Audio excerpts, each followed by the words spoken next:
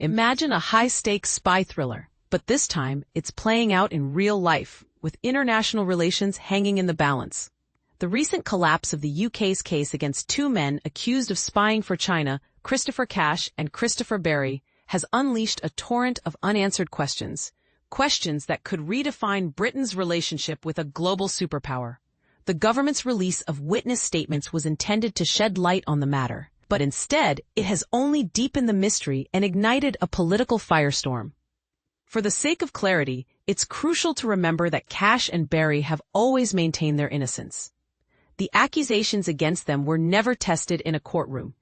The government's published statements explicitly build upon the allegations initially put forth by counterterrorism police. But here's where it gets controversial. The dropping of the case has triggered a wave of scrutiny directed at both the Crown Prosecution Service, CPS, and the government itself. Let's dive into the key questions that demand answers. The CPS under the microscope, the witness statements, and this is the part most people miss. It's not just about what was said, but why it wasn't enough. The crucial question is, why did the CPS deem this evidence insufficient to proceed?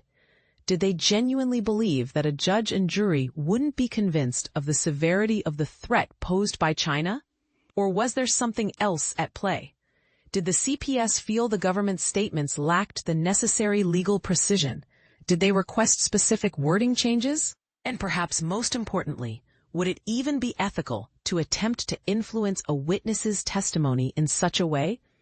These are the very questions that senior members of Parliament, MPs, grilled the Director of Public Prosecutions, DPP, Stephen Parkinson about in a private meeting.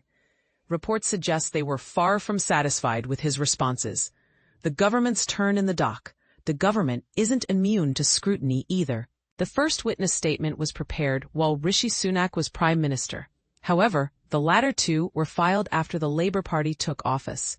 Keir Starmer, the current Prime Minister and former head of the CPS, has consistently argued that the only relevant factor is the government's stance on China at the time of the alleged offences, when the Conservatives were in power. But here's the kicker. The final paragraph of the third witness statement, dated August, states it is important to emphasize that the UK government is committed to pursuing a positive relationship with China. We will cooperate where we can, compete where we need to, and challenge where we must. This phrase is virtually identical to a key tenet of the Labour Party's 2024 manifesto, their official policy on China.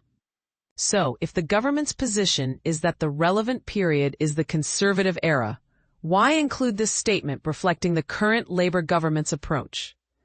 Government sources claim that Collins was simply providing broader context, given that the case was scheduled to be heard in open court in 2025. They maintain that legally, the Conservative government's stance at the time of the alleged offences remains the only thing that matters. And that this paragraph doesn't alter that. The underlying allegations. As compelling as these witness statements are, it's essential to remember the core allegation leveled by the Conservatives. That the latter two witness statements were influenced by Labour ministers or advisers to weaken the case and make its collapse more likely. The witness statements themselves do not directly support this claim. However, Kemi Badenoch, a prominent Conservative leader, argues that the inclusion of Labour's policy on China raises the question of whether a government minister or advisor suggested it to Collins. Government sources vehemently deny this. It's also worth noting that the first witness statement was filed under the Conservative government. The Conservatives are now implying that ministers should have strived to make the subsequent witness statements as robust as possible, given the gravity of the allegations. It begs the question, what involvement, if any, did Conservative ministers or advisers have with the original witness statement? What happens now? It seems inevitable that DPP Stephen Parkinson will be summoned to testify before a parliamentary select committee to publicly explain his decision to drop the case. It's also likely that a government representative will be called to give evidence, in addition to the private session scheduled for late November with National Security Advisor Jonathan Powell. but the most significant consequences of this affair may extend far beyond the specifics of this case. Dominic Cummings, Boris Johnson's former chief advisor, has made serious allegations about Chinese infiltration of sensitive British data. Allegations that have only been partially refuted. The publication of the witness statements has also brought the UK government's deep concerns about China's activities and intentions into sharp focus. The threat posed by China is now front and center in British political discourse in a way it hasn't been for quite some time.